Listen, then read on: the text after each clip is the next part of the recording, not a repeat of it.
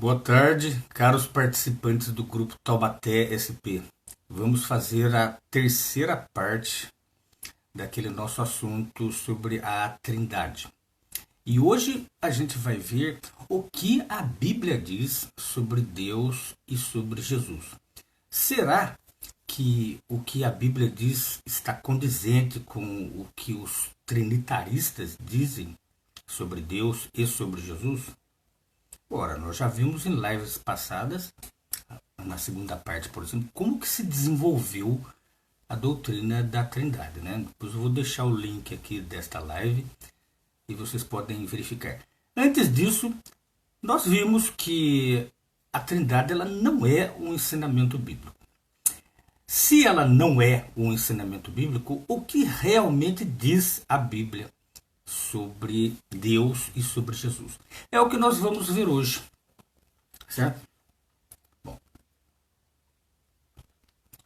como sempre, eu vou fazer umas breves considerações de um texto, mas depois eu vou deixar o texto escrito na íntegra aqui, e mais para frente eu vou deixar também em cada uma das lives as fontes sobre as quais estes textos foram retirados, tá? Para que não haja dúvidas, né?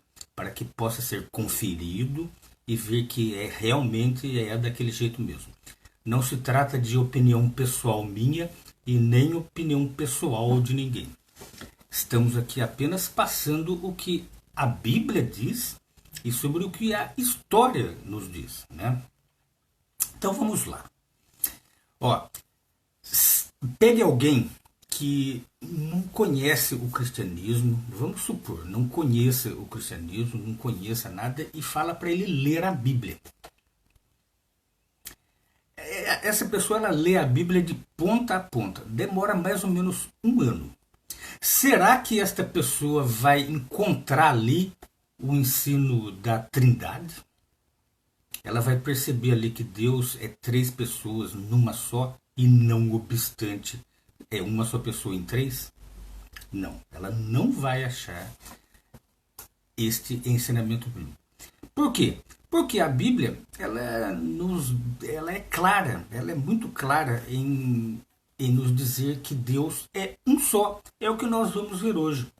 Ó, o que se torna bem claro para um leitor imparcial, aquele leitor que nós acabamos de ver, é que somente Deus é o Todo-Poderoso, o Criador, separado e distinto de qualquer outra pessoa. E que Jesus, mesmo na sua existência pré-humana, isso também é ensinado na Bíblia, era e é também uma pessoa separada e distinta. Um ser criado, subordinado a Deus. Ele também era subordinado. Lembra que nós já postamos textos aqui que ele mesmo chamou o Deus Pai, o Deus Criador de seu Deus? Né? Então, se há um Deus acima dele, ao qual ele está sujeito como discípulo, ele é inferior. Né? E este ensinamento de que Deus é uma só pessoa é chamado de monoteísmo. E L. Payne, professor de História Eclesiástica, veja bem, ele era católico, indica que o monoteísmo, em sua mais pura forma, não permite uma trindade. O Antigo Testamento é estritamente monoteísta. Deus é um ser pessoal, único. A ideia de que ali se encontra uma trindade é totalmente infundada. Isso segundo um próprio período católico. Viu?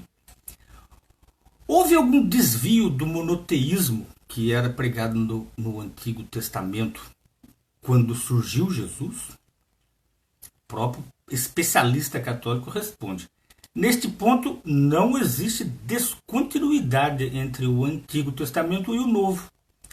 A tradição monoteísta continua. Jesus era judeu, educado por pais judeus nas escrituras do Antigo Testamento. Ou seja, eles cumpriam a lei judaica. Aquela lei que mostra que Deus era um só, era uma religião monoteísta. O ensino dele era judaico até o âmago. Um novo evangelho, sim, mas não uma nova teologia separada da antiga. Ou seja, o Novo Testamento não é diferente do Antigo. É uma continuidade. Isso segundo os próprios especialistas que tentam advogar a ideia da Trindade. Eles esbarram em certos obstáculos que eles não conseguem transpor. Então eles são obrigados a admitir que a Trindade ela realmente não é e não adianta querer isso. É como tentar procurar pelo em ovo. Não vai encontrar. Você não vai encontrar ali nenhuma evidência. Nem mesmo aquelas interpretações mais estapafúrdias, mais forçadas, não consegue satisfazer uma ideia da Trindade. E por que não? Nós já vimos numa live passada. Deuses trinos são oriundos do paganismo e não do judaísmo e muito menos do cristianismo, certo? Está escrito uma palavra assim na lei mosaica, escrito assim, ó. Ouve, ó Israel, o Senhor nosso Deus é um só Deus. Estas palavras se acham em Deuteronômio, capítulo 6, versículo 4. A tradução católica, a Bíblia de Jerusalém, diz ali, e olha só como que uma versão católica verte esta passagem bíblica. Ó. Ouve, ó Israel, Yahvé, nosso Deus, é o único Yahvé. Yahvé é uma das formas de se dizer Jeová. Qual está certa? Ambas estão certas. É como, por exemplo, se você se chamasse José, e daí você vai para os Estados Unidos, lá eles não vão conseguir falar José. Não vão, eles vão te chamar de Joseph. Né? Qual é a forma certa? As duas formas estão certas. Essa impedância de querer dizer, não é Jeová, mas é Yahvé, é ignorância, é querer forçar um debate inútil. Né? Na gramática deste versículo, a palavra único não tem modificativos para o plural para sugerir que signifique outra coisa que não apenas um só indivíduo. Ou seja, no próprio texto diz assim, ele é o único Yahvé, quer dizer que ele é apenas um ser. O cristão apóstolo Paulo tampouco indicou alguma mudança na natureza de Deus quando surgiu o cristianismo. Mesmo depois de Jesus ter vindo à Terra, ele escreveu, Deus é apenas um. Isso está escrito lá em Gálatas, capítulo 3, versículo 20. Vocês vão poder conferir esses textos aqui. E veja também 1 Coríntios 8, capítulo 8, versículos do 4 ao 6. Ali vocês vão ver outros indicativos. A Bíblia contém milhares de indicativos de que Deus, o Deus Criador, que tem nome, é um só. Ele não tem nenhum indicativo de que era 2 ou 3. Conforme nós vamos ver numa live apêndice a esta, o capítulo 17 do livro de João explica direitinho aquilo que os evangélicos insistem em dizer que, tá vendo, Jesus falou que eu e o Pai somos um. Mas em que sentido ele disse aquilo? Nós vamos considerar isso aqui. Assim que acabar esta live, a gente vai falar sobre isso, tá? Porque todos os escritores bíblicos inspirados por Deus, os profetas, desde Moisés até Malaquias, falariam dele como sendo uma única pessoa se ele fosse realmente 3. A que objetivo isso serviria se não desencaminhar as pessoas? Certamente, se Deus fosse um ser composto por 3 pessoas, ele teria feito com que os escritores bíblicos deixassem isso rigorosamente claro, para que não houvesse dúvidas a respeito. E, no entanto, a doutrina da Trindade se diz misteriosa, né? Se diz insondável. Né? Não. A Bíblia ela não é insondável. Ela pode ser estudada, pode e deve ser, para que a gente conheça o Deus verdadeiro. Até porque Jesus falou que é isto o que significa a nossa salvação, né? Que absorvam conhecimento de Deus e dele e do próprio Jesus, certo? Isso significa como que você vai obter a salvação se Deus fosse insondável, ele não pudesse ser conhecido, né? Isso não estaria de acordo com o que Jesus Cristo, né? Em vez disso, assim, certamente se Deus fosse composto de 3 pessoas, ele teria deixado isso claro. Pelo menos os escritores das escrituras gregas cristãs que tiveram contato direto com o próprio Filho de Deus teriam dado alguma luz a esse respeito. Mas eles não fizeram isso, né? E ao invés disso, eles continuaram o que Deus era desde o princípio, né? Deus não muda, ele é imutável, né? Ele não pode simplesmente ser um Deus dos judeus e depois outro Deus para os cristãos. Não, não é. Em vez disso, o que os escritores bíblicos realmente deixaram rigorosamente claro é que Deus é uma só pessoa, um ser ímpar, indiviso, sem igual. Veja só algumas palavras que o próprio Jeová Deus inspirou os seus escritores a escreverem. Eu sou Jeová, não há outro. Além de mim, não há Deus. Veja lá, Isaías 45, 5. Aí depois o salmista escreveu assim a respeito desse nome importante, que inclusive é um nome divisor de águas. Ou as pessoas amam a Jeová, ou elas odeiam Jeová, certo? E elas evitam até usar este nome Jeová. O próprio Jeová tira do coração das pessoas que não o adoram ou uso do seu próprio nome, para que não haja vitupério sobre ele. O salmista disse assim, tu, cujo nome é Jeová, somente tu és o Altíssimo sobre toda a terra. Somente tu. Deus não é um Deus pluralizado. Ele não é plural. Certo? Jesus chamou a Deus de o único Deus verdadeiro. João 17,3. Aliás, é nesse texto que ele se refere à nossa salvação, né? Para que a gente obtivesse conhecimento sobre esse único Deus verdadeiro, né? Que pode ser conhecido. Se Jesus falou que ele pode ser conhecido, ele pode ser conhecido.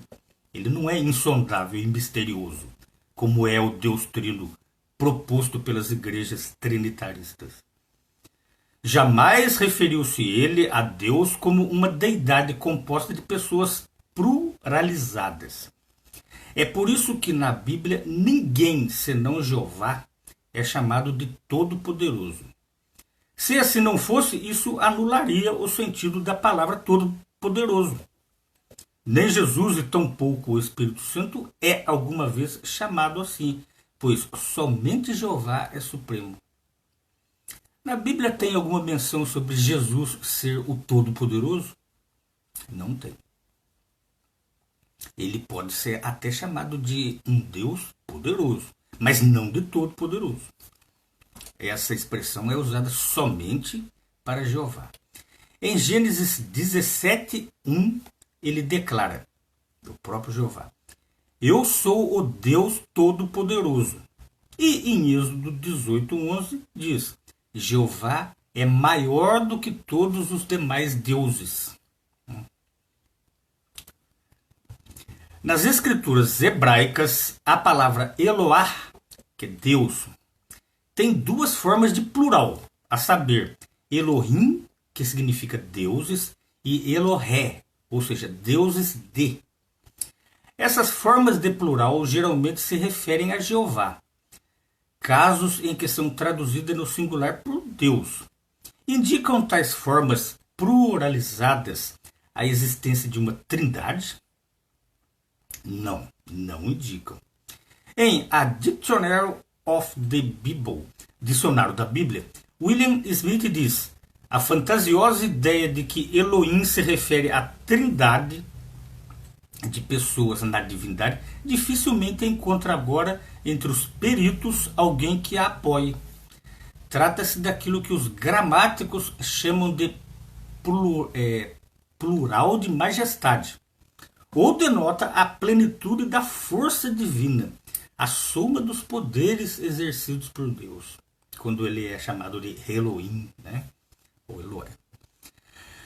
A The American Journal of Semitic Languages and Literatures, ou Revista Americana de Línguas e Literatura Semítica, diz sobre Elohim. É quase que invariavelmente construída com um predicado verbal singular e tem atributo adverbial.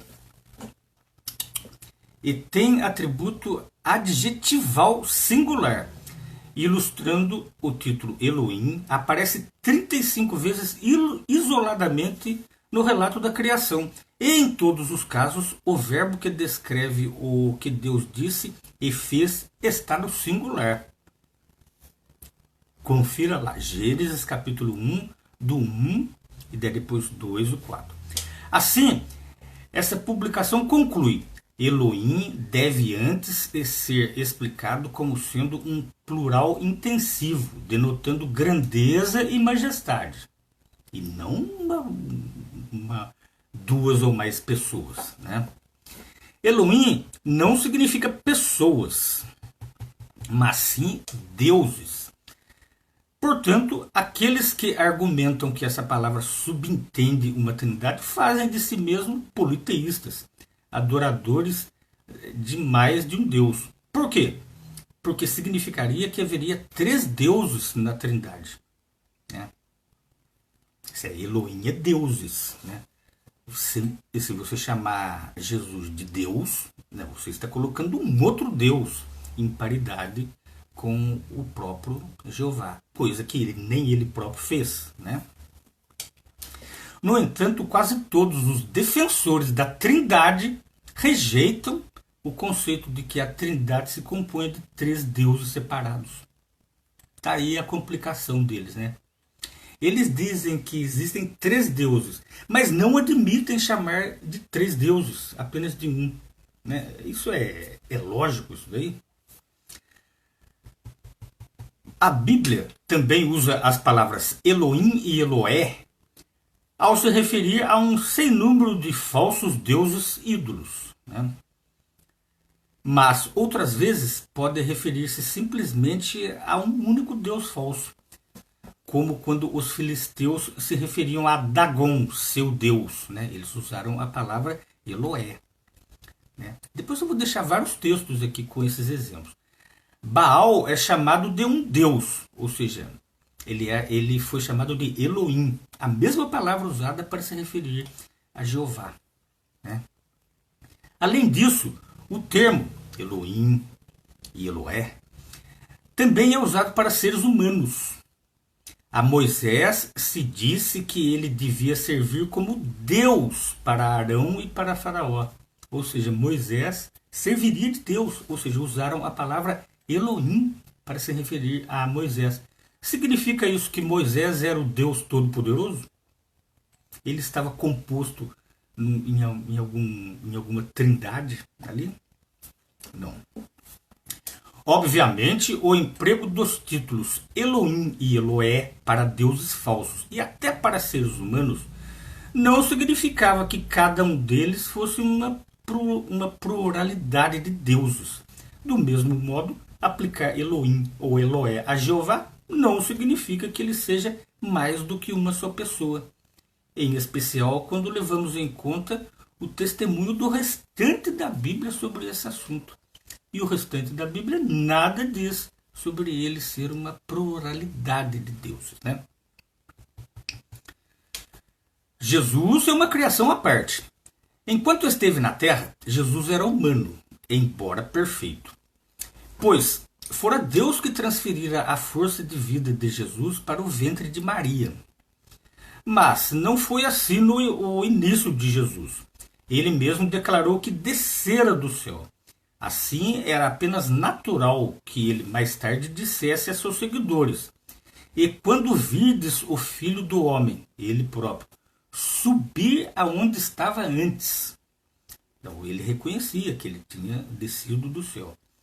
João 6:62, na Bíblia de Jerusalém, a versão católica, viu?